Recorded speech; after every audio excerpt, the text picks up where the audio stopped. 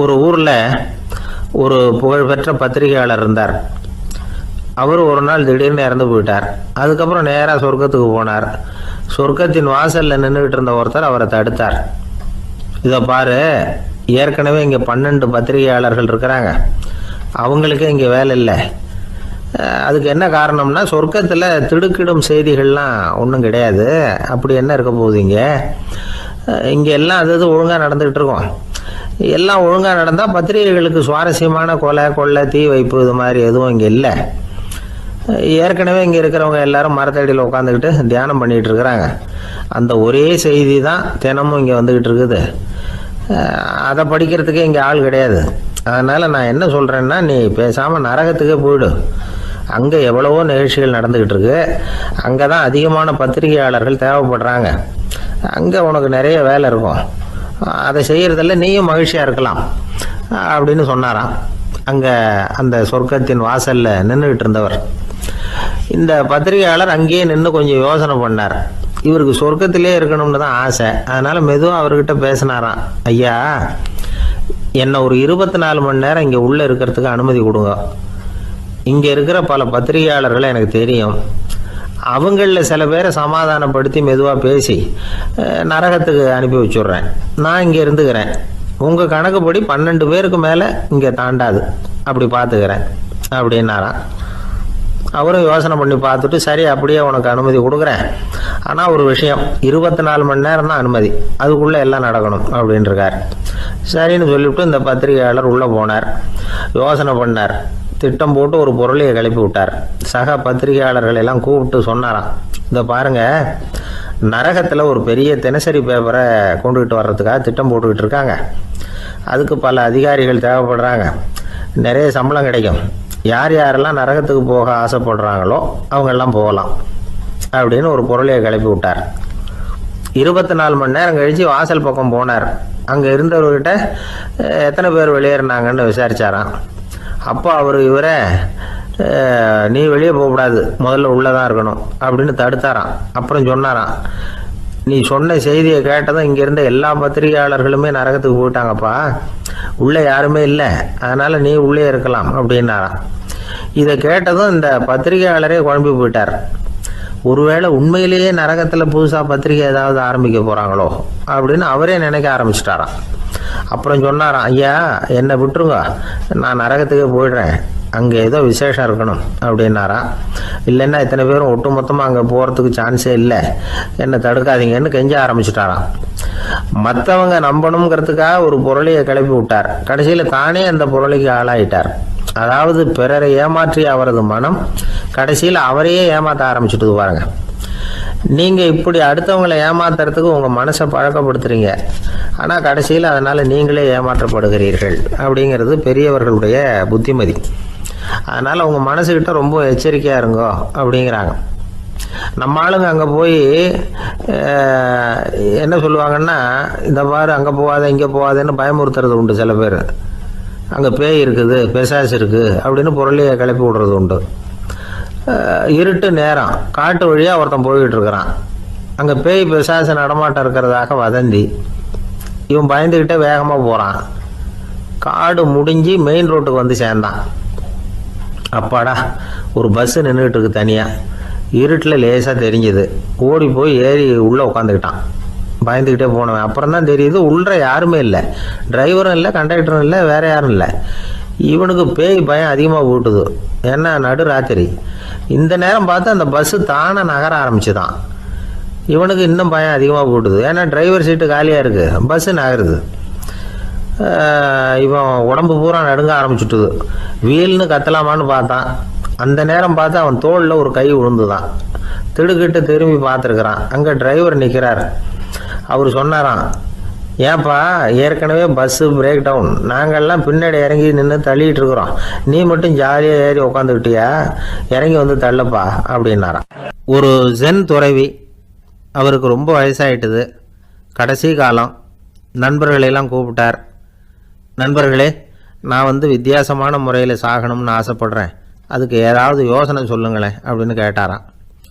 நண்பர்கள் சிரித்தாங்க.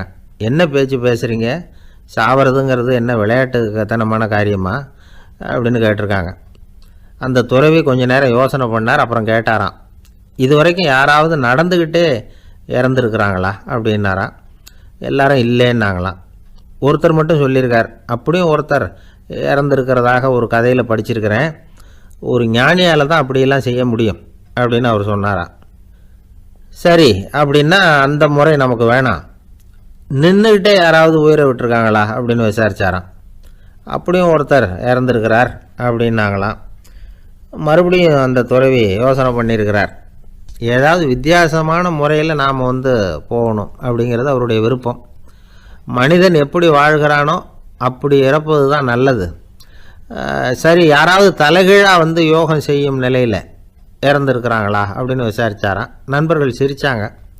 தலைகீழாக நின்னபடி இறந்ததாக நாங்கள் கேள்விப்பட்டதே இல்லை, அது முடியாத காரியம் அப்படின்ட்டுருக்காங்க. இப்போ அந்த துறவிக்கு திடீர்னு உற்சாகம் வந்துட்டுது. உடனே எழுந்திரிச்சார், தலைகீழாக நின்னார், அப்படியே உயிரை விட்டுட்டார். அவ்வளோதான். அந்த மடாலயத்தில் ஒரே குழப்பம். எப்படி அவரை கீழே இறக்கி படுக்க வைக்கிறது அப்படின்னு புரியல. இப்படி உயிர் விடுறதை பற்றி அவங்க இது வரைக்கும் கேள்விப்பட்டதும் இல்லை. உண்மையிலேயே இவர் இறந்து தான் போனாராங்கிறதும் தெரியல. சோதித்து பார்த்தாங்க. இதய துடிப்பு, நாடி துடிப்பு எல்லாம் நின்று போயிருந்தது.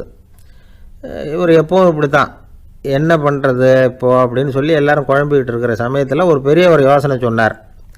இந்த துறவியோட மூத்த சகோதரி பக்கத்து மடாலயத்தில் இருக்கிறாங்க, அவங்கள இங்கே அழைச்சிட்டு வந்தால் ஏதாவது வழி கிடைக்கும் அப்படின்னார். அந்த அம்மாவுக்கு 90 வயசு.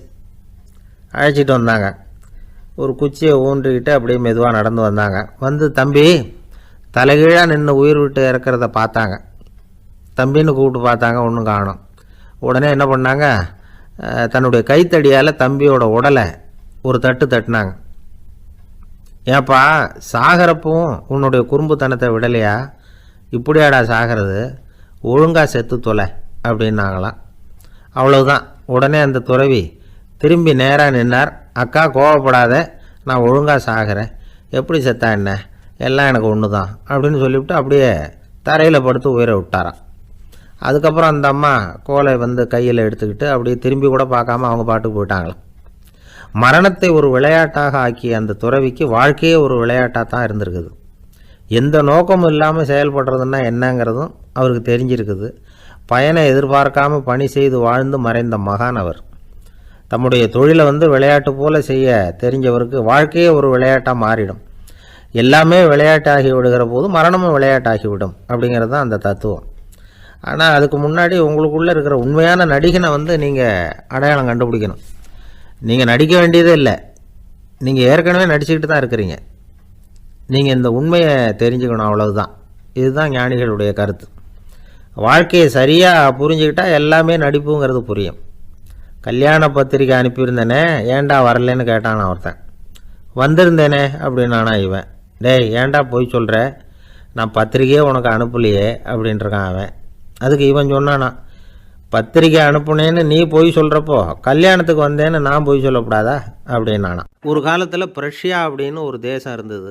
இப்போ ஜெர்மனி இருக்குல்ல, இதோட பெரும்பகுதி ஒரு காலத்தில் பிரஷ்யாங்கிற பேரில் இருந்தது. அப்போ அதுக்கு அரசராக இருந்தவர் மகா ஃப்ரெடரிக், அதாவது ஃப்ரெடரிக் தி கிரேட் அப்படின்னு சொல்லுவாங்க. அந்த ராஜாவுக்கு ஒரு சந்தேகம். நாம் பல வகையான வரிகளை விதித்து வசூல் பண்ணுறோம், அப்படி பண்ணி வருமானம் குறைஞ்சிக்கிட்டே போகுதே, இதுக்கு என்ன காரணமாக இருக்கும்? இதுதான் அவருக்கு ஏற்பட்ட சந்தேகம். ஒரு சமயம் அந்த அரசர் தம்முடைய அமைச்சர்களையும் பிரபுக்களையும் தளபதிகளையும் கூப்பிட்டு ஒரு விருந்து வச்சார். விருந்து முடிஞ்சதும் அவங்கள பார்த்து இந்த சந்தேகத்தை கேட்டார். வரிகள் அதிகமாக விதித்து வருமானம் குறையறதுக்கு என்ன காரணம் அப்படின்னு கேட்டார். பல பேருக்கு இதுக்கு சரியாக பதில் சொல்ல தெரியல. அனுபவசாலியான ஒரு தளபதி எழுந்திரிச்சார். அரசே, அது எப்படிங்கிறத இப்போ உங்களுக்கு காட்டுறேன்னார். உடனே ஒரு பெரிய பனிக்கட்டி ஒன்றை தன்னுடைய கையில் எடுத்தார். அதை அப்படியும் எப்படியும் திருப்பி பார்த்தார். அப்புறம் அடுத்தவர்கிட்ட கொடுத்தார். அவரும் அதை அப்படியும் இப்படியும் திருப்பி பார்த்துட்டு அடுத்தபடியாக இருந்தவர்கிட்ட கொடுத்தார். இப்படியே இதை ஒவ்வொருத்தராக பார்த்துட்டு ஒவ்வொரு கையாக மாறி கடைசியில் மன்னர் கைக்கு போய் சேர்ந்தது. மன்னர் கைக்கு அந்த பனிக்கட்டி போய் சேர்ந்தப்போ அது கொஞ்சம் கொஞ்சமாக உருகி ஒரு பட்டாணி கடலை சைஸுக்கு ஆகிட்டுது. மன்னர் யோசனை பண்ணார், வரி அதிகமாக போட்டாலும் சேர்றது குறைவாக இருக்கிறதுக்கு என்ன காரணம் அப்படிங்கிறது அவருக்கு புரிஞ்சு போச்சு.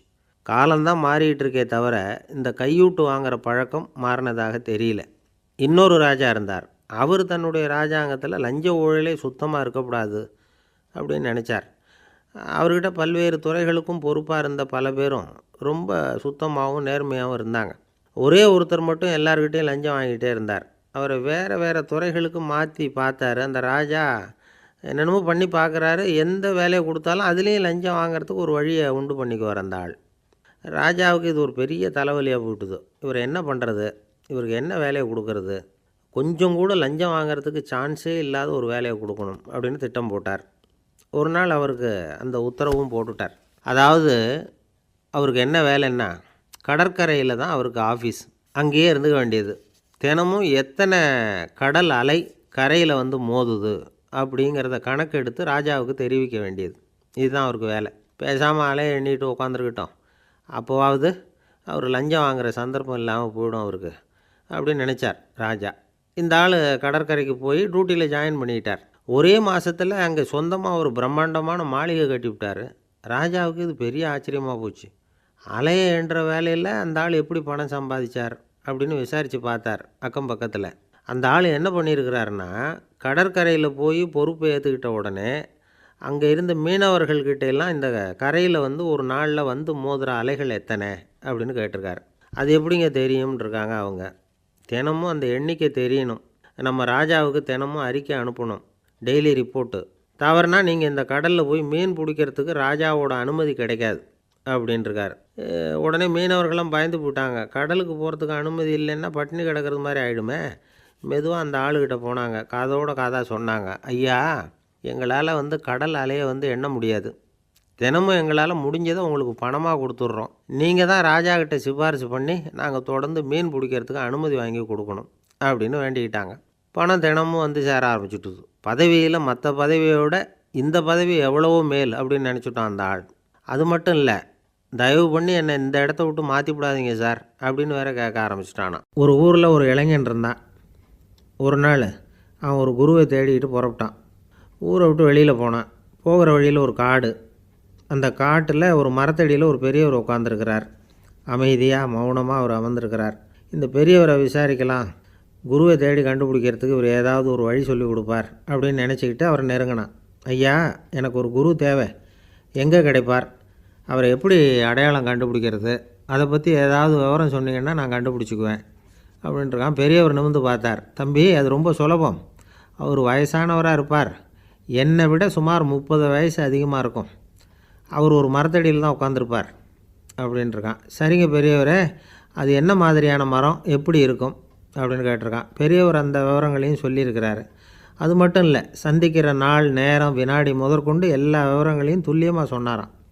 இவ்வளவு விவரங்களை இவரால் எப்படி சொல்ல முடியுது அப்படின்னு இவனுக்கு ஆச்சரியம். இருந்தாலும் அந்த பெரியவர் கடைசியாக ஒரு விவரம் சொன்னார். அது என்ன தெரியுமா, எப்படியும் நீ அவரை சந்திக்கிறதுக்கு ஒரு 30 வருஷம் ஆகும் அப்படின்னு சொல்லிவிட்டாராம். ரொம்ப நன்றிங்க பெரியவரே அப்படின்னு சொல்லிவிட்டு அந்த இளைஞன் புறப்பட்டுருக்கான். இப்போ அவனுக்கு குரு பற்றின விவரம் எல்லாம் கிடச்சிட்டுது, சந்திக்கிற நேரமும் தெரிஞ்சுட்டுது. ஆனால் 30 வருஷம் அவரை தேடி அலைய வேண்டியிருக்குமே. அவன் தேட ஆரம்பித்தான். காடு மலை எல்லாம் சுற்றி அலைஞ்சான். பல வருஷங்கள் தேடினான். அழுத்து போயிட்டான். கடைசியில் அவனுக்கும் வயசாகிட்டுது. கடைசியில் தன்னுடைய சொந்த ஊருக்கே திரும்பி போய்கிட்டு இருந்தான். அங்கே ஒரு மரத்தடியில் அவன் தேடிக்கிட்டு இருந்த குருநாதர் கிடைச்சார். யார் அவருன்னா, 30 வருஷத்துக்கு முன்னாடி வழி சொல்லி கொடுத்தாரில்ல அதே பெரியவர். அவருக்கு இப்போ 30 வயசு அதிகமாக இருந்தது. அதே மரம். அன்னைக்கு பெரியவர் சொன்ன அடையாளம் இப்போ பொருத்தமாக இருந்தது. இப்போ அந்த பெரியவர் சொன்னார், சரியாக வந்து சேர்ந்துட்டேன், வா, உனக்காக தான் நான் இவ்வளவு காலமும் காத்துக்கிட்டு இருந்தேன் அப்படின்னாரான். என்ன சொல்கிறீங்கன்றிருக்கான். 30 வருஷத்துக்கு முன்னாடி என்கிட்ட வந்தியே, அப்போவே என் காலம் வந்து முடிஞ்சு போயிருந்தது. அப்போவே என்ன உனக்கு அடையாளம் தெரியல, அதனால் இவ்வளவு காலம் உனக்காக காத்துட்ருக்கும்படி ஆகிட்டுது அப்படின்னாராம். ஐயா, அப்போவே நீங்கள் சொல்லியிருக்கலாமே, இதுதான் 30 வருஷம் கழித்து நீ சந்திக்க போகிற இடம், நான் தான் உன்னுடைய குரு அப்படின்னு சொல்லியிருக்கலாமே அப்படின்ட்டுருக்கான். அந்த பெரியவர் சிரிச்சுக்கிட்டே இதுக்கு பதில் சொன்னாராம். நான் எவ்வளவோ விவரமாக தான் சொன்னேன், நீ சரியாக புரிஞ்சிக்கல. காரணம், அப்போது நீ போதுமான அளவுக்கு பக்குவம் பெற்றிருக்கவில்லை. அதனால் புரியும் சக்தி இல்லாமல் போயிட்டுது. அப்போது 30 ஆண்டு காலம் நீ அலைஞ்சி தெரிஞ்சிருக்கிற, அது காரணமாக இப்போ உனக்கு அந்த பக்குவம் வந்துட்டுது. அதனால தான் அடையாளம் காண முடிஞ்சுது, நானே உன்னுடைய குரு அப்படின்னாராம். இதிலேருந்து என்ன தெரியுதுன்னா, ஆன்மீகத்தில் மாணவனாக சேர்றதுக்கு கூட ஒரு பக்குவத்தன்மை தேவைப்படுது. ஒரு பெரிய ஞானி, அவர்கிட்ட சீடனாக இருக்க ஒருத்தன் வந்தான், எதிரில் நின்னான். ஞானி அவனை வெகு நேரம் உற்று பார்த்தார். அப்புறம் சொன்னார், சீடனாக இருக்கிறது ரொம்ப சிரமம்னார். நான் தயாராக இருக்கிறேன்னா. அது இன்னமும் சிரமமாச்சே, இங்கே குருவாக இருக்கிறது மட்டுமே சுலபம் அப்படின்னாராம். அப்படின்னா நான் குருவாகவே ஆகிடுறேன் அப்படின்னானா. இது போலவே இந்த காலத்தில் கதை ஒன்று உண்டு. ஒரு பள்ளிக்கூடத்தில் வகுப்பு ஆசிரியர் மாணவனை திட்டிக்கிட்டு இருந்தார். டேய், நீ 100க்கு 10 மார்க்கு தான் வாங்கிக்கிட்டு இருக்க. இவ்வளவு மோசமாக நீ படித்தா கடைசியில் மாடு மேய்க்கிறது கூட லாய்க்கு இல்லாதவனா ஆகிடுவேன். அதுக்கப்புறம் என்ன செய்ய போகிற அப்படின்னாராம். பையன் தலையை சொரிஞ்சிக்கிட்டே சொன்னானா, சார் அப்படின்னா ஒன்று செய்கிறேன் அப்படின்னானா. இவர் கேட்டிருக்கார், என்ன செய்ய போகிறேன்னு. வேறு என்ன சார், உங்களை மாதிரி ஒரு ஆசிரியர் ஆகிடுறேன் அப்படின்னானா. வாழ்க்கையில் சில சந்தர்ப்பங்களில் நாம் சில அவமானங்களை சந்தித்தே தீர வேண்டியிருக்கு. என்ன பண்ணுறது, காலம் அப்படி. அவமானப்படுறவங்க உடனே அடங்கி போய்டுறது தான் உலக வழக்கம். அவமானப்பட்டால் உடனே சீறி எழறவங்களும் உண்டு. ஆனால் அதையே ஒரு சவாலாக எடுத்துக்கிட்டு முன்னுக்கு வர்றவங்களும் சில பேர் இருக்கிறாங்க. அவங்க ரொம்ப அபூர்வம். இன்றைக்கி மனோதத்துவ நிபுணர்கள்லாம் என்ன சொல்கிறாங்க தெரியுமா? அவமானப்பட்டுட்டா உடனே அடங்கி போயிடக்கூடாதான். அதையே ஒரு சவாலாக எடுத்துக்கிட்டு மனசில் ஒரு வைராக்கியத்தோடு முயற்சி பண்ணினா வாழ்க்கையில் எல்லாரும் முன்னேறலாமா. அவமானங்கிறத நாம் வைராக்கியமாக மாற்றிக்கணும். அதுதான் வெற்றிக்கு வழி. ராமர் இந்த பூமியில் பிறந்ததே ஒரு வைராக்கியத்தினால தான் சார் அப்படின்னார் ஒருத்தர். எப்படிங்க அது அப்படின்னு கேட்டேன். அவர் சொன்னார், தசரதருக்கு ராமர் குழந்தையாக பிறக்கணும், அப்போ தான் இங்கே இருக்கிற கஷ்டங்கள்லாம் நீங்கும் அப்படின்னு சர்வ லோகமும் எதிர்பார்த்துக்கிட்டு இருக்குது. ஆனால் அவர் எப்போ பிறப்பார் அப்படின்னு யாருக்கும் தெரியல. அந்த காரியம் சீக்கிரம் நடக்கணுமே, அதுக்கு என்ன பண்ணுறது? நாரதர் வந்தார் ஒரு நாள் தசரதரை தேடி. தசரதா, உனக்கு ஒரு செய்தி தெரியுமான்னு ஆரம்பித்தார். அவர் எப்பவும் இப்படித்தானே ஆரம்பிக்கிறது வழக்கம். என்ன விஷயம்னு கேட்டார் தசரதர். தசரதா, நீ அடிக்கடி உன்னோட தேரில் ஏறிக்கிட்டு தேவலோகத்துக்கு போகிற, அங்கே போகிற வர்ற எல்லாம் பண்ணிகிட்ருக்க, எல்லாம் சரி. தேவலோகத்துலேயும் உன்னை நல்லபடியாக தான் வரவேற்கிறாங்க. தேவேந்திரன் உன்னை பிரியமாக அழைச்சிட்டு போய் தன்னுடைய அரியாசனத்திலேயே தனக்கு பக்கத்திலேயே உட்கார வைக்கிறான். நீயும் சந்தோஷமாக உட்காந்து பேசிவிட்டு வந்துடுற. ஆனால் நீ இங்கே வந்ததுக்கு அப்புறம் அங்கே என்ன நடக்குது தெரியுமா உனக்கு அப்படின்னாரான் நாரதர். என்ன நடக்குது, எனக்கு ஒன்றும் தெரியலையே அப்படின்னாரான் தசரதர். நாரதர்கிட்ட கிட்டத்தில் கேட்டிருக்கார், கொஞ்சம் சொல்லுங்கள் என்னது அப்படின்னு. அவர் நெருங்கி வந்தாரான் நாரதரும். மெதுவாக அவர் காதோட காதாக சொன்னாராம். அதாவது நம்ம பாஷையில் சொல்லப்போனால் பற்ற வைக்கிறார். நீ அங்கே தேவேந்திரங்கிட்ட உட்காந்து பேசிவிட்டு வந்த பிறகு நீ அங்கே உட்காந்துருந்த அரியாசனத்தை தண்ணி ஊற்றி கழுவி சுத்தப்படுத்துகிறாங்க. நீ என்ன அந்த அளவுக்கு சுத்தம் இல்லாத ஆளா, தினம் குளிக்காமையாக இருக்கிற அப்படின்னாராம். தசரதருக்கு இது ரொம்ப அவமானமாக போயிட்டுது. அப்படியே செய்கிறாங்க அப்படின்னாராம். ஆமாம், நீ வேணும்னா நான் சொல்கிறது உண்மையாக இல்லையா அப்படின்னு சோதனை பண்ணி பார்த்துக்கோ அப்படின்னாரான் நாரதர். உடனே தசரதர் இதுக்காகவே புறப்பட்டு தேவலோகம் போனார். அங்கே வழக்கம் போலவே இவரை கூப்பிட்டு உட்கார வச்சு பேசிக்கிட்டு இருந்தான் தேவேந்திரன். கொஞ்ச நேரம் பேசிக்கிட்டு இருந்துட்டு சரி நான் கிளம்புறேன்னு புறப்பட்டார். சரி, அவனும் வாசல் வரைக்கும் வழி அனுப்பி வச்சுட்டு உள்ளே போயிட்டான். தசரதர் வெளியில் கொஞ்சம் நேரம் மறைஞ்சி இருந்துட்டு மெதுவாக உள்ளே எட்டி பார்த்தார் என்ன நடக்குதுன்னு. நாரதர் சொன்னது உண்மைதான். தசரதர் உட்காந்துருந்த ஆசனத்தை அங்கே 2 தேவர்கள் கழுவி சுத்தப்படுத்திக்கிட்டு இருக்கிறாங்க. தசரதரால் இதை தாங்கிக்க முடியல. அவருக்கு ரொம்ப அவமானமாக போச்சு. நேராக கிடுகிடுன்னு தேவேந்திரங்கிட்டே போனார். நான் உட்காந்துருந்த இருக்கையே சுத்தம் பண்ணுறியே, நான் என்ன அந்த அளவுக்கு பாவியா அப்படின்னு கேட்டார். ரொம்ப கோபமாக கேட்டார். தசரதரே, மனுஷனுக்கு 3 கடன்கள் உண்டு. தேவகடன், ரிஷி கடன், பித்ரு கடன். இதை தீர்க்காதவன் பாவியாகிறான். இதில் மகனை பெறுவதால் தான் பித்ரு கடன் தீரும். உனக்கு மகன் கிடையாது, அதனால் நீ பாவியாகிற. பாவி உட்காந்துருந்த இடம்ங்கிறதுனால அதை சுத்தம் செய்ய வேண்டியது எங்கள் கடமை அப்படின்னு நானும் தேவேந்திரன். இந்த இடத்துல தசரதருக்கு ஏற்பட்ட அவமானம் ஒரு வைராக்கியமாக மாறிச்சு. தேவேந்திரனே கேட்டுக்கோ, ஒரு மகனை பெற்ற பிறகு தான் இந்த சபையில் மறுபடியும் அடி எடுத்து வைப்பேன் அப்படின்னு சொல்லிவிட்டு போயிட்டாராம். போய் புத்திர காமேஷ்டி யாகம் பண்ணார். புத்திரர்கள் பிறந்தார்கள். இந்த கதையில் உள்ள கருத்து என்னென்னா, தேவேந்திரன் தசரதரை அப்படி அவமானப்படுத்தலைன்னா அவருக்கு இப்படி ஒரு வைராக்கியம் பிறந்திருக்குமா? யோசித்து பார்க்கணும். நமக்கு ஏற்படுகிற சில அவமானங்களையும் வைராக்கியமாக மாற்றிக்குவோம். அப்படி மாற்றிக்கிட்டோம்னா வாழ்க்கையில் முன்னேறலாம். நம்ம ஆளுங்க சில பேர் அவமானத்தை வைராக்கியமாக மாற்றிக்கிறது எப்படி தெரியுமா? நம்மக்கிட்ட ஒரு பையன் சொன்னான், எங்கள் அப்பா என்னை எல்லாருக்கும் முன்னாடி வச்சு திட்டிவிட்டார், பொறுப்பு இல்லாமல் ஊர் சுற்றுறேன்னு சொல்லி அவமானப்படுத்தி விட்டார். இனிமேல் நீ என் முகத்திலேயே முழிக்காதரா போடான்னு வேற சொல்லிவிட்டார். எனக்கு ரோஷம் வந்துட்டுது.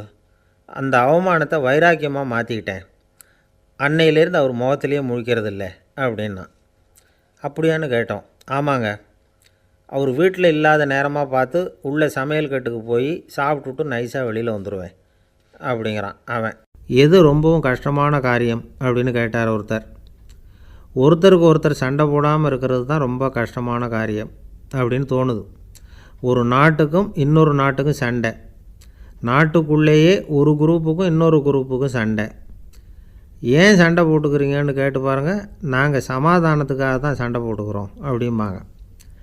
வாழறதுக்காக பிறந்த மனுஷன் லட்சியத்துக்காக உயிரை விட தயார் அப்படின்னு சொல்லிகிட்டு இருப்பான். அப்படி உயிரை விடுறவங்கள நாமளும் பாராட்டுவோம்.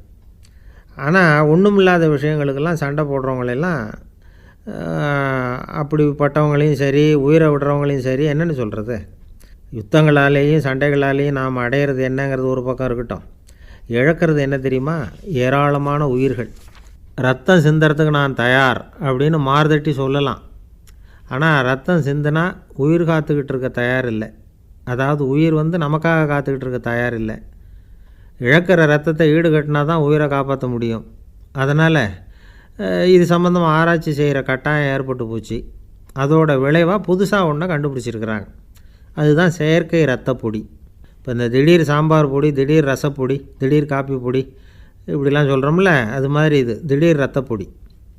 இஸ்ரேல் ஒரு சின்ன நாடு, மக்கள் தொகை குறைச்சல், அதோட போர்கள் வேறு. அதனால் காயம்பட்டவங்களை காப்பாற்றியே தீர வேண்டிய கட்டாயம். காப்பாற்றணும்னா ரத்த இழப்பை தடுக்கணும். அப்படின்னா உடனடியாக புது ரத்தம் செலுத்தி ஆகணும். திடீர்னு ரத்தம் வேணும்னா எங்கே போகிறது? அதுவும் கிடைக்கிற ரத்தம் சேர்கிற குரூப்பாக இருக்கணும். ஒரு வேடிக்கை பார்த்தீங்களா, நான் வேறு குரூப்பு நீ வேறு குரூப்புன்னு இவன் சண்டை போடுறான். இதில் அடிபட்டவனுக்கு ரத்தம் கொடுக்க போனால் அதுலேயும் அது வேறு வேறு குரூப்பாக இருக்குது. அது ரத்தமும் வேறு வேறு குரூப்புன்னு சொல்லிகிட்டு இருக்குது. எந்த குரூப்பு ரத்தம் வேணும்? அது உடனடியாக கிடைக்கலன்னா என்ன பண்ணுறது? இப்படிப்பட்ட கஷ்டம்லாம் நமக்கு வந்துடுது. இதுக்காக தான் விஞ்ஞானிகள் இந்த ரத்த பொடியை கண்டுபிடிச்சிருக்கிறாங்க. அதாவது ஒரு ஆள் அடிபட்டு போட்டான்னு வச்சுங்களேன், அவனுக்கு ரத்தம் கிடைக்கல. உடனே என்ன பண்ணலாம்?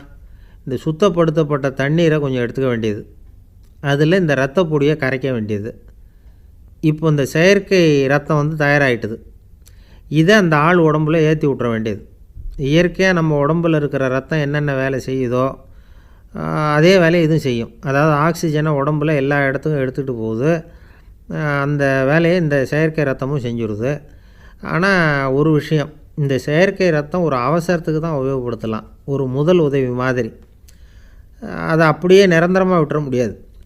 பின்னாடி தேவையான குரூப்பு உண்மையான ரத்தம் கிடைச்ச உடனே அதை செலுத்திக்கணும். உண்மையான ரத்தத்தை 20லேருந்து 40 நாள் வரைக்கும் தான் பாதுகாக்க முடியும். அதுவும் குளிர்பதன பெட்டியில். அதுக்குள்ளே உபயோகப்படுத்தலைன்னா அது வீணாக போயிடும். இந்த ரத்த பொடி அப்படி இல்லை, எவ்வளோ நாள் வேணும்னாலும் அப்படியே வச்சுருக்கலாம். குளிர்பதன பெட்டியும் தேவையில்லை. ஆனால் ஒன்று, இது தண்ணியில் கலந்து செயற்கை ரத்தமாக ஆக்கிவிட்டா அதோட வலு 72 மணி நேரம் தான். அதாவது 3 நாள். அதுக்குள்ளே அந்த ஆசாமியை எங்கேயாவது ஆஸ்பத்திரிக்கு தூக்கிட்டு போய் உண்மையான ரத்தத்தை கொடுத்துடணும். சண்டையில் அடிபடுறவங்க, சாலை விபத்தில் அடிபடுறவங்க, இவங்களுக்கெல்லாம் அவசரத்துக்கு கை கொடுத்து உதவுறது இந்த செயற்கை ரத்த பொடி. அதுக்கப்புறம் நாம் கொடுக்குற ரத்தம் தான் அவங்கள காப்பாற்றணும். இன்றைக்கி ரத்தத்தை தானமாக கொடுக்க தயாராக இருக்கிற நல்ல உள்ளங்கள் ஏராளம்.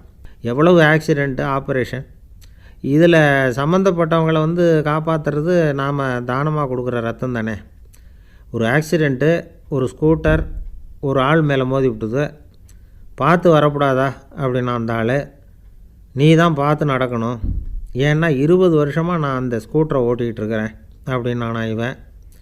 இதுக்கு அவன் சொன்னானா, நீ தான் பார்த்து ஓட்டணும், ஏன்னா 40 வருஷமாக நான் இப்படி நடந்துக்கிட்டு இருக்கிறேன் அப்படின்னானா. ஒரு ஊரில் ஒரு ராஜா இருந்தார். பெரிய அரண்மனையில் தான் இருக்கிறார். எல்லா வசதியும் இருந்தது. இருந்தாலும் அவர் எல்லாரும் சொல்கிறது எப்படி தெரியுமா? பிச்சைக்கார ராஜா. அப்படி ஒரு பேர் அவருக்கு நிலச்சி போச்சு. ஜனங்களும் சரி, மற்ற தேசங்களில் உள்ளவங்களும் சரி, அவர் அந்த பேர் சொல்லியே குறிப்பிடுறது வழக்கமாக போட்டுது. இது அவருக்கு ரொம்ப கவலையாக போச்சு. என்ன இது, நம்மளை தேடி வர்றவங்களுக்கெல்லாம் நாம் சோறு போடுறோம், நம்ம புகழ்ந்து பாடல் ஏற்றி கொண்டு வர்ற புலவர்களுக்கெல்லாம் அவங்க எப்படி வந்தாலும் ஒருவேளை சோறு போடணுங்கிறது உத்தரவு. இவ்வளவுலாம் செஞ்சும் நம்மளை போய் பிச்சைக்கார ராஜான்னு எல்லாரும் சொல்கிறாங்களே, அது ஏன், எதுக்காக இப்படி சொல்கிறாங்க? இதுதான் ராஜாவுக்கு குழப்பம். சரி, இதை பற்றி நம்ம அமைச்சர்கள்கிட்ட கேட்கலாமா அப்படின்னு யோசனை பண்ணார். இந்த விஷயத்தை போய் அவங்கக்கிட்ட எப்படி கேட்குறதுன்னு அவருக்கு தயக்கமாக இருந்தது. கௌரவ குறைச்சலாக தெரிஞ்சுது அவருக்கு. சரி, சாதாரண குடிமக்கள்கிட்ட இதை பற்றி கேட்கலாமா அப்படின்னு யோசனை பண்ணார். கேட்கலாம், ஆனால் அவங்க யாரும் ராஜா முன்னாடி வந்து நின்று தைரியமாக பேசக்கூடிய அளவுக்கு இல்லை. ராஜாவோட குழப்பம் நாளுக்கு நாள் அதிகமாக போச்சு. கடைசியாக அவர் ஒரு முடிவுக்கு வந்தார். அதாவது, இதை பற்றி ஒரு பிச்சைக்காரங்கிட்டே கேட்டு பார்த்துட்டா என்ன. இதுதான் அவர் பண்ண முடிவு. உடனே மாறு வேஷம் போட்டுக்கிட்டு நகர்வலம் போனார். ஒரு பிச்சைக்காரனை கண்டுபிடிச்சார். இதை பாருப்பா, நம்ம ராஜாவை எல்லாரும் பிச்சைக்கார ராஜான்னே சொல்கிறாங்களே, அதுக்கு என்ன காரணமாக இருக்கும் அப்படின்னு கேட்டார். அதுக்கு அவன் சொல்கிறான், இதுக்கான பதிலை இன்னும் ஒரு 30 நாளில் சொல்கிறேன் அப்படின்னா. உடனே இவருக்கு சந்தோஷம். உண்மையை அவங்ககிட்ட சொன்னார்.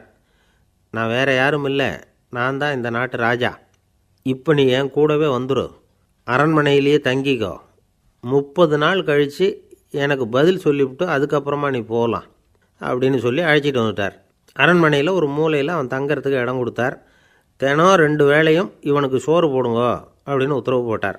ராஜா கொடுத்த இடத்துல போய் உக்காந்துக்கிட்டான் அந்த பிச்சைக்காரன். தினமும் அந்த அரண்மனையில் நடக்கிறதையெல்லாம் கவனிச்சிக்கிட்டு வந்தான். வேளைக்கு சாப்பாடு வரும், சாப்பிட்டுக்கிட்டு இருக்கான். இப்படி 30 நாள் முடிஞ்சுது. ராஜா வந்தார். என்ன, என்னோட கேள்விக்கு பதில் என்னன்னு கண்டுபிடிச்சிட்டியான்னார். கண்டுபிடிச்சிட்டேன்னா. என்ன எல்லாரும் பிச்சைக்கார ராஜான்னு சொல்கிறாங்களே, அது நியாயமாக படுதா உனக்குன்னு கேட்டார்.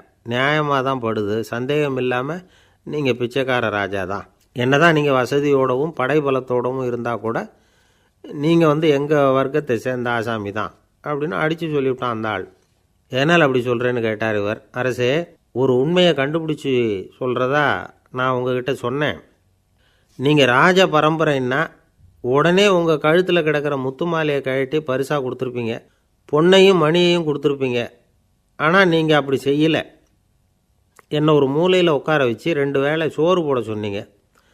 உங்களை தேடி யார் வந்தாலும், யார் பாராட்டி பேசினாலும் அல்லது பிரச்சனைகளை சொன்னாலும் நீங்கள் செய்கிற ஒரே காரியம் சோறு போடுறது தான். பிச்சைக்காரனுக்கு சோறு மட்டும்தான் உலகம்.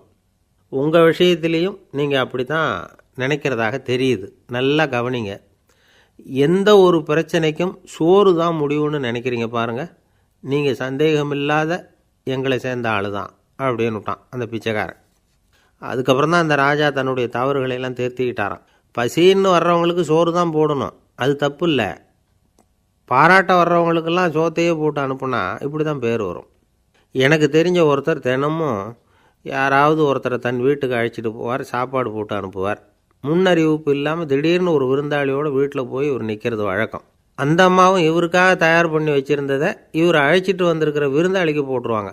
விருந்தாளி சாப்பிட்டுட்டு போனதுக்கப்புறம் இவர் மனைவிகிட்ட உனக்கு சிரமம் வேணாம் அப்படின்னு சொல்லிவிட்டு பக்கத்தில் உள்ள ஒரு ஹோட்டலுக்கு போய் காசு கொடுத்து சாப்பிட்டுட்டு வந்துடுவார். பல நாள் இப்படி நடக்கும். ஒரு நாள் அவரை தனியாக கூப்பிட்டுக்கிட்டு போய் ஏன் இப்படி பண்ணுறீங்கன்னு கேட்டோம். அதுக்கு அவர் சொல்கிறாரு, எங்கள் வீட்டு சாப்பாட்டிலேருந்து தப்பிக்கிறதுக்கு எனக்கு வேறு வழி எதுவும் தெரியல சார், அதனால தான் இப்படி பண்ணிகிட்ருக்கிறேன் அப்படின்னார் ரொம்ப பரிதாபமாக. ஒரு மனுஷனுக்கு 3 விதத்தில் கர்வம் உண்டாகிறதுக்கு வாய்ப்பு உண்டு. பணம், பதவி, புகழ். பணம் அதிகமாக வந்தால் கர்வம் வரலாம், பதவி பெருசாக வந்துட்டுதுன்னா கர்வம் வரலாம், புகழ் அதிகமாக போனாலும் கர்வம் வரலாம். இந்த 3 வகையான கர்வத்துக்கும் இடம் கொடுக்காமல் இருக்கிறாங்க பாருங்கள், அவங்க தான் சிறந்த மனிதர்கள். ஒரு பெரிய பொறுப்பில் இருக்கிறவங்களுக்கு கர்வம் வந்துடக்கூடாது. அப்படி வந்துட்டுதுன்னா அது எல்லாருக்கும் இடைஞ்சல். ஒரு ராஜா இருந்தார். அவர் ஒரு நாள் தன்னுடைய தலைநகரத்தை சுற்றி வந்துக்கிட்டு இருந்தார். ஒரு இடத்துல ஒரு அழகான நிலத்தை பார்த்தார். ஆஹா, இந்த இடத்துல நமக்குன்னு ஒரு மாளிகையை கட்டினா எவ்வளோ நல்லாயிருக்கும் அப்படின்னு நினச்சார். ராஜா நினச்சா அது முடியாத காரியமா? சரி, இந்த நிலம் யாருக்கு சொந்தம்னு விசாரிங்க அப்படின்னார் பக்கத்தில் இருந்தவங்கக்கிட்ட. அவங்கெல்லாம் ஓடி போய் விசாரித்தாங்க. அந்த இடம் ஒரு வயசான கிழவிக்கு சொந்தம், வயசான அம்மாவுக்கு சொந்தமாக. அந்த அம்மா தான் அதில் ஒரு குடிசையை போட்டு குடியிருந்துகிட்டு இருக்கிறாங்க. சரி, அந்த நிலத்துக்கு ஒரு விலையை நிர்ணயம் பண்ணி அதை அந்த வயசான அம்மாக்கிட்ட கொடுத்துருங்கோ அப்படின்னு உத்தரவு போட்டார் ராஜா. ஆனால் அந்த அம்மா, இது எங்கள் பூர்வீக இடம், இதை விற்க மாட்டேன் அப்படின்னு சொல்லிவிட்டுது. சரி, 2 பங்கு விலை கொடுக்குறோம்னு சொல்லி பாருங்க அப்படின்னாங்க. அப்படியே சொன்னாங்க அரண்மனை ஆட்கள். அதுக்கும் சம்மதிக்கலை அந்த அம்மா. இதை கேள்விப்பட்டதும் ராஜாவுக்கு கோபம் வந்துட்டுது. தன்னுடைய ஆளுங்களை கூப்பிட்டார். போய் அந்த குடிசையை பிரித்து எறிங்க, காசெல்லாம் ஒன்றும் கொடுக்காதீங்க அப்படின்னு கத்தினார். அவ்வளோதான். அடுத்த நிமிஷம் அரண்மனை ஆசாமிகள் போனாங்க, குடிசையை பிரித்து எரிஞ்சாங்க. அந்த வயசான அம்மா இருக்குது, அதுவும் அந்த இடத்த விட்டு துரத்தி விட்டாங்க. அந்த இடத்துல ஒரு அரச மாளிகையை கட்டி முடிச்சிட்டாங்க. அந்த வயசான அம்மா பாவம், ராஜாவே இப்படி பண்ணால் யார்கிட்ட போய் முறையிட முடியும்? ஒரு ஞானி இருந்தார், அவர்கிட்ட போய் சொன்னாங்க. அவர் இவங்க சொன்னதை கேட்டு மனசில் வச்சுக்கிட்டார். ஒரு நாள் அந்த ராஜாவே இந்த ஞானியை கூப்பிட்டார். புதுசாக ஒரு மாளிகை கட்டியிருக்கிறேன், வந்து பாருங்கன்னு. சரின்னு சொல்லி இந்த பெரியவர் ஒரு நாள் அந்த மாளிகைக்கு போனார். சும்மா போகல, ஒரு கழுதையையும் ஓட்டிகிட்டு போனார். கொஞ்சம் சாக்குகள், வெத்து சாக்கு, அதையும் எடுத்து கழுதை முதுகில் போட்டு கழுதையை ஓட்டிகிட்டு போகிறார். ராஜா பார்த்தார். அவருக்கு இது ஆச்சரியமாக இருந்தது. என்ன இது, மாளிகைக்கு வந்துட்டு போங்கன்னு கூப்பிட்டா கழுதை சாக்கு இதெல்லாம் கொண்டு வராரே, ஒன்றும் புரியலையேன்னு நினச்சார். எதுக்காக இதெல்லாம்னு கேட்டார். அரசருடைய தோட்டத்திலேருந்து கொஞ்சம் மண் எடுத்துகிட்டு போகிறதுக்கு ஆசைப்பட்றேன், அதுக்கு நீங்கள் அனுமதி கொடுக்கணும் அப்படின்னாரு இவர். இது என்ன வேடிக்கையான கோரிக்கையாக இருக்குது அப்படின்னு நினச்சார் ராஜா. இருந்தாலும் மண்ணு தானே கேட்குறாரு, எடுத்துகிட்டு போகட்டுமே அப்படின்னு நினச்சார். சரி, நான் அனுமதி கொடுத்தார். அந்த பெரியவர் தோட்டத்துக்கு போனார், மண்ணை வெட்டினார், சாக்கில் போட்டு நிரப்புனார். ராஜாவை கொஞ்சம் கிட்ட வாங்கன்னு கூப்பிட்டார். இந்த மண் மூட்டையை தூக்கி கழுதையோட முதுகில் வைக்கணும், கொஞ்சம் உதவி பண்ணுங்கன்னார். ஓ, பண்ணுறேனே அப்படின்னு சொல்லி ராஜா கிட்ட போனார். மூட்டையை தூக்கி பார்க்குறாரு, முடியல, திணறி போயிட்டார். இப்போ அந்த ஞானி பேசினாராம். அரசே, இந்த ஒரு சாக்கு மண்ணையே உங்களால் தூக்க முடியல, அந்த கிழவிகிட்ட இருந்து அந்த அக்கிரமமாக அபகரித்த இந்த தோட்டம் பூராவையும் சுமக்கணும்னு ஆசைப்படுறீங்களே, அது உங்களால் முடியுமா அப்படின்னு கேட்டாராம். ராஜா யோசனை பண்ண ஆரம்பித்தார். தன்னுடைய செயலுக்காக வருத்தப்பட்டாராம். அந்த வயசான அம்மாவை உடனடியாக வரவழைச்சார். தாயே, தப்பு பண்ணிட்டேன், என்னை மன்னிச்சுக்குங்க, இன்னையிலேருந்து இந்த மாளிகையும் தோட்டமும் உங்களுக்கு தான் சொந்தம் அப்படின்னு சொல்லிவிட்டாராம். போகிறப்ப இந்த உலகத்திலேருந்து எண்ணத்தை எடுத்துகிட்டு போக போகிறோம், அதனால் ரொம்பவும் அலட்டிக்க வேண்டியதில்லை, கர்வப்பட வேண்டியதில்லை அப்படிங்கிறது ஒரு பெரிய உபதேசம். ஒரு பெரிய மனுஷன் சாக கிடந்தார், ரொம்பவும் அழுதார். ஏன் அழறீங்க அப்படின்னு கேட்டாங்க சுற்றி இருந்தவங்க. நான் சாகிறதுக்காக கவலைப்படலை, நான் நம்ம ஜனங்களுக்காக எவ்வளவோ காரியம்லாம் செஞ்சுக்கிட்டு வந்தேன். நான் செஞ்சுக்கிட்டு வந்த சேவையை இனிமேல் யார் செய்ய போகிறாங்க, அது யாரால் முடியும், அதை நினச்சி தான் அழறேன் அப்படின்னாராம். ஒருத்தர் முன்னாடி வந்தார். அதுக்காக நீங்கள் கவலைப்படாதீங்க, உங்கள் சேவையை தொடர்ந்து செய்கிறதுக்கு என்ன மாதிரி இளைஞர் பட்டாலும் தயாராக இருக்குது, இருந்தாலும் எங்கள் கவலை என்னென்னா அப்படின்னு இழுத்தார். என்ன சொல்லுங்கன்னு கேட்டார் அவர். நீங்கள் இது வரைக்கும் என்ன சேவை செஞ்சுக்கிட்டு வந்தீங்க, அதுதான் எங்களுக்கு இன்னமும் புரியாத புதிராக இருக்குது அப்படின்னாராம் அவர். நம்பிக்கை இல்லைன்னா இந்த உலகத்தில்